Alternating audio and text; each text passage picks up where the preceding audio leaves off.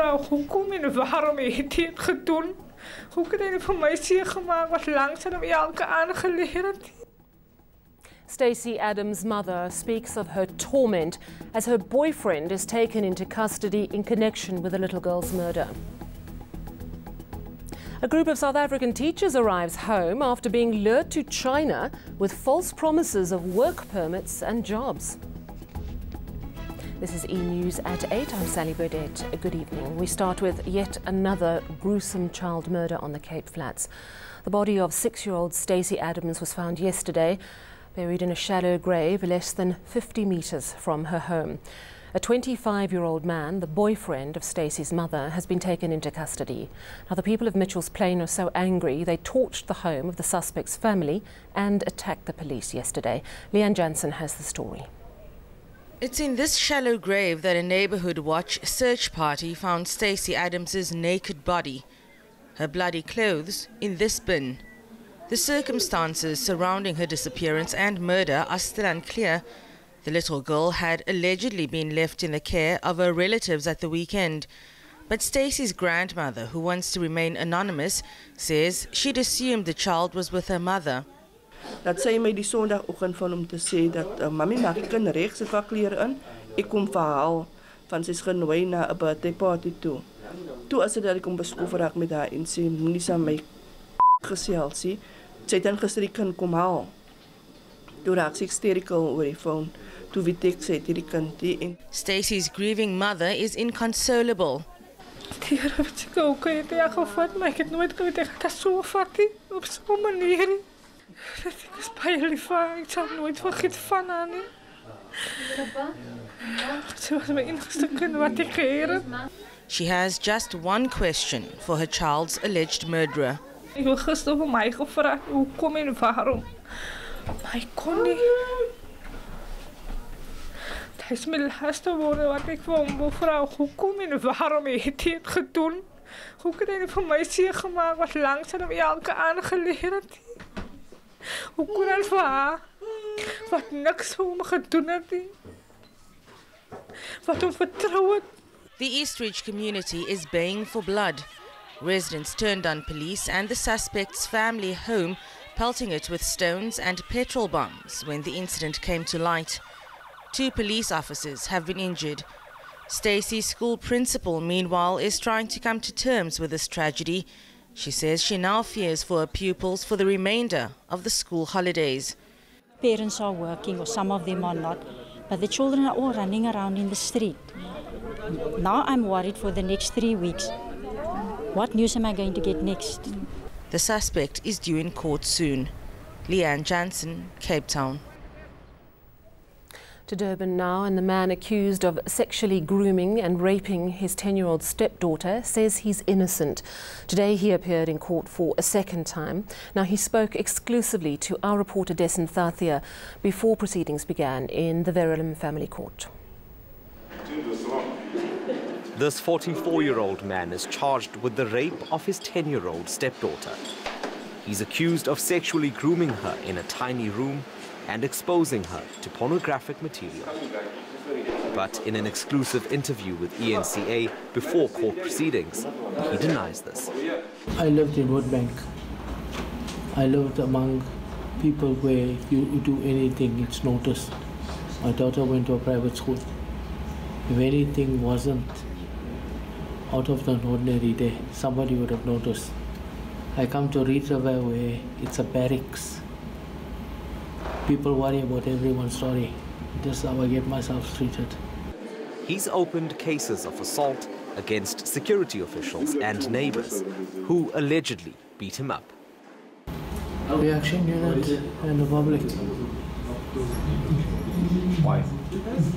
They say that I abused my daughter. What did you? Boss, I'm a single parent. I, at my age, buried my wife. I'm not capable of such. Why were you living in those conditions with her? Because we saw that room, it was very small and dirty.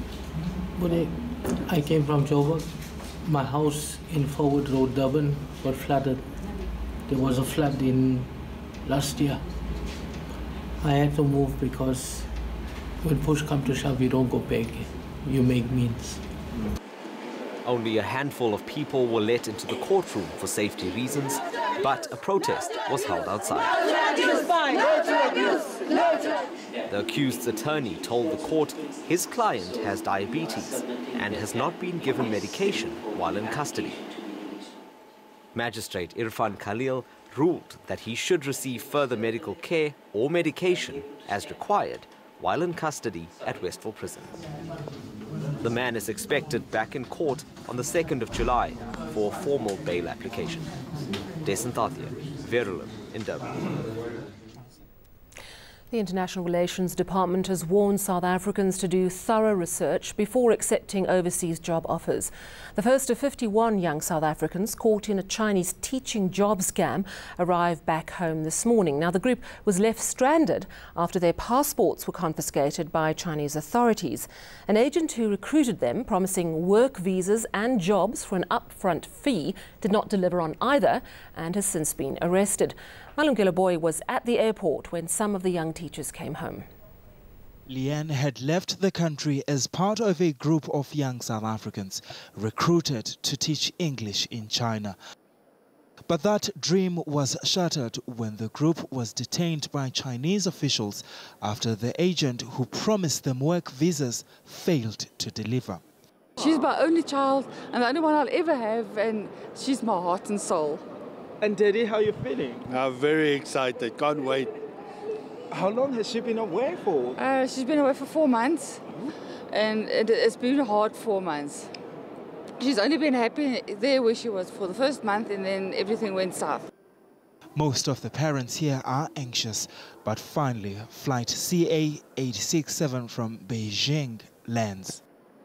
The first member of the group emerges. And then Leanne arrives. How are you feeling, Leanne? She's shy? No, she's just emotional. Are you okay? Yes. Are you okay? Yeah, okay? Yes, I'm fine. How's it like being home? Relieved, yeah. How was it like there? It's undescribable. Joy as Rena Fender sees his family. The boy is back home, that's all that matters.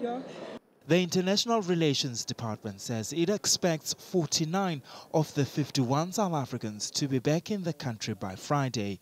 There's a gentleman called Mr. Wang. He's one of the leaders of this scam. He worked with some few South Africans who unfortunately are also detained in China by the Chinese authority. They are not going to come back until this case is done. We will monitor and give them consular support. While their dreams of employment abroad may have ended prematurely, for now, this group of travelers is simply relieved to be reunited with their families. Malungelo Boy, Tambo International Airport. Commuters in Alexandra, north of Johannesburg, were left stranded today after taxi drivers staged a shutdown. This after the Johannesburg Metro Police impounded over 500 vehicles.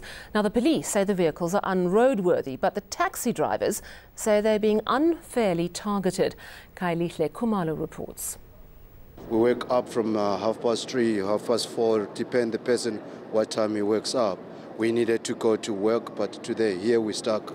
It's been a frustrating day for taxi commuters who use one of the busiest taxi ranks in Alexandra to travel to Pretoria, Bryanston, Randburg, Central Johannesburg and many other areas.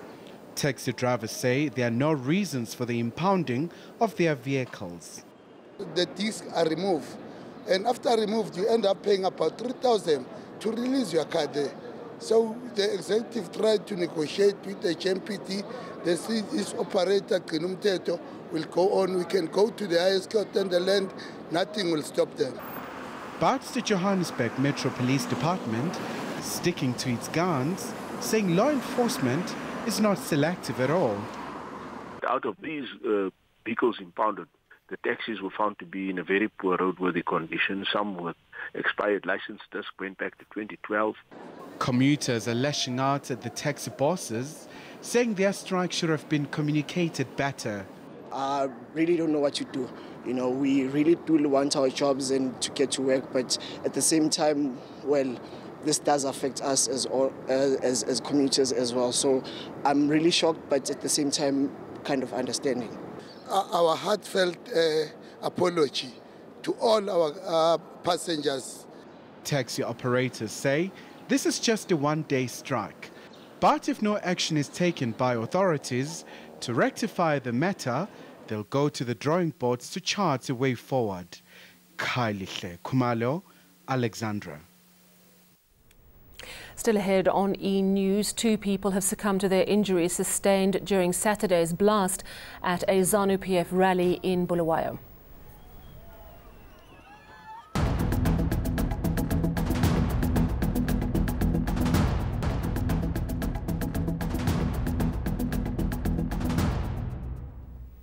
EFF leader Julius Malema says he has no qualms about being taken to court for his comments that the majority of Indians are racist. He says Indians had electricity and roads while black people didn't have anything. Now, Malema was addressing his supporters outside the Newcastle Magistrates Court, where he made a brief appearance today. He's facing a charge of contravening the Riotous Assemblies Act. This relates to the call he made in 2016 in Newcastle for communities to occupy vacant land. Now, that case has been postponed until February next year to give the High Court time to decide on the constitutionality of the 1956 Act. Malema says the EFF will continue fighting for the restoration of black people's dignity. Land is property. Property is dignity. Once you have property, everyone else will respect you. So when we fight for the land, we are not necessarily fighting for the land. We are fighting for your dignity. President Cyril Ramaphosa also spoke about land today, and he says land restoration must be speeded up. He delivered the keynote address at the ANC Manifesto Consultative Workshop in Irene. Many of our people have become actively involved in the debate on land reform and the measures that we need to take urgently to accelerate land redistribution and drive the agricultural revolution that they want to see. Our responsibility, therefore, in this workshop and during the course of the consultations that will follow is to harness the energy, the enthusiasm, and the activism of a people that are increasingly excited about the future. We must ensure that our manifesto process is as inclusive as we possibly can make it. To news from Zimbabwe now, and 2 people injured in a blast at a ZANU-PF rally in Bulawayo on Saturday have died today. The country's president, Emmerson Mnangagwa, escaped the explosion unhurt, but at least 49 people were wounded at Bulawayo's White City Stadium. Some of those people are due to undergo surgery. President Cyril Ramaphosa has paid tribute to iconic South African photographer David Goldblatt, who died this morning at the age of 87. Now, Goldblatt was born in Randfontein in 1930. The award-winning photographer was known for documenting the struggles of ordinary South Africans through the apartheid era to the present day.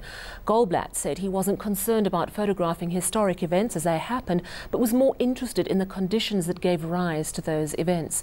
In 1988, Goldblatt became the first South African to be awarded a solo exhibition at the Museum of Modern Art in New York. The presidency says Goldblatt used the camera to capture the social and moral value systems that portrayed South Africa during apartheid in order to influence change. Goldblatt will be buried tomorrow.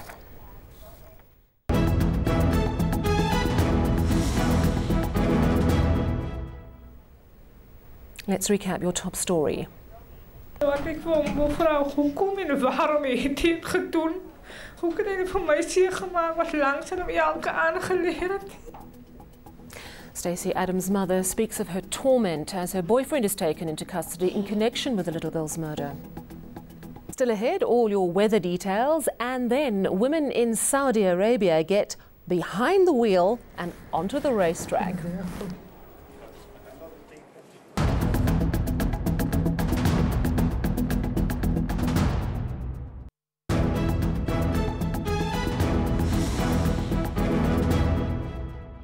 Good evening, everyone. The last 2 weeks have been mostly dry over the interior of the country, but that changes just a little overnight as we're going to have a few showers developing over parts of the Kalahari, extending into the Northern Cape. And at the same time, it becomes cloudy along the west coast. We could have a foggy morning for some areas on Tuesday, and later on in the day, the showers gradually spread further into the interior of the country, while berg winds ahead of an approaching cold front will push temperatures up all across the southern parts. Here's your city forecast for tomorrow, and we are expecting a few of those very light showers to take place over the Northern Cape. Uppington, we can't rule out the possibility that you could see a few drops first thing in the morning as well. For the meantime, it stays dry in the Western Cape, but the cloud cover along the Atlantic seaboard will keep things cooler in that region, while towards the south we see it's going to be a fantastic warm afternoon. Temperatures climb well into the 20s for just about all parts of the Eastern Cape, 27 degrees as a maximum for Adelaide, and it won't be too bad as well in KwaZulu-Natal. A little bit of cloud cover in the northern parts, and for the coastline north of Richards Bay, there could also be light morning showers. Dry weather continuing in Mpumalanga, but it's going to be a chilly afternoon on the Highveld, eMakhazeni reaching 16 degrees, but once again warm in the Lowveld. A mild afternoon expected for Limpopo, patchy cloud cover over the province, but there won't be any rain.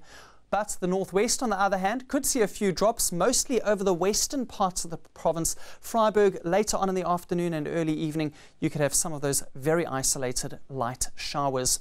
Similar conditions reach the Western Free State in the evening. Bloemfontein, there is a small possibility for your area as well. And finally into Gauteng, we're going to have partly cloudy skies, but no rain expected, and it is going to be a cooler day over the area. Looking ahead to Wednesday, when that cold front will be making landfall over the southwestern parts of the country. Cape Town with a high of only 15 degrees, but it's going to be a warm afternoon for Durban with a high of 25. And that changes on Thursday with a bit of cloud and rain reaching KwaZulu-Natal's coastline, while things will be somewhat drier and warmer in the west.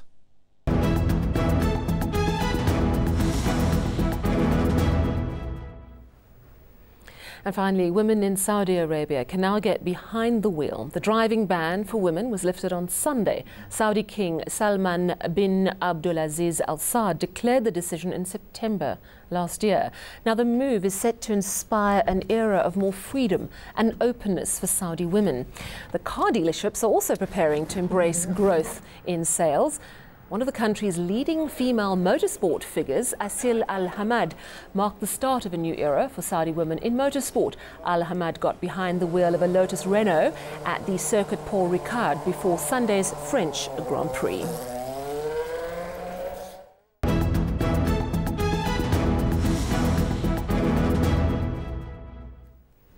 Let's recap your top stories. Stacy Adams' mother speaks of her torment as her boyfriend is taken into custody in connection with the little girl's murder. A group of South African teachers arrives home after being lured to China with false promises of work permits and jobs. From me and the team, it's a very good night.